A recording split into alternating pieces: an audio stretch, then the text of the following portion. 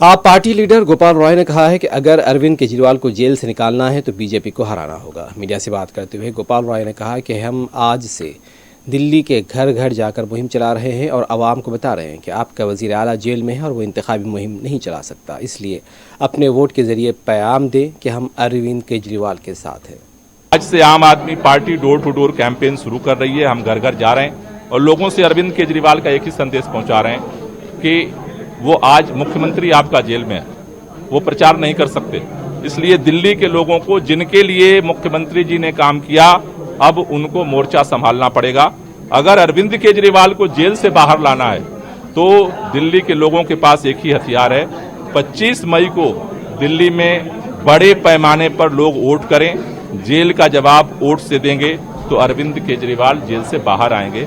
यही संदेश लेकर के हम लोग आज घर घर जा रहे हैं, पूरे दिल्ली के अंदर डोर टू डोर कैंपेन शुरू कर रहे हैं और पूरी दिल्ली मिल करके, जिनके लिए अरविंद केजरीवाल ने काम किया है, वो सब लोग मिल करके अब अरविंद केजरीवाल के लिए काम करेंगे। अरविंद केजरीवाल मिल बन करके इस चुनाव में प्रचार करेंगे और इस तानाशाही को हराएंगे और 25 मई को अपने वोट के दम पर अरविंद केजरीवाल को जो है बाहर लेकर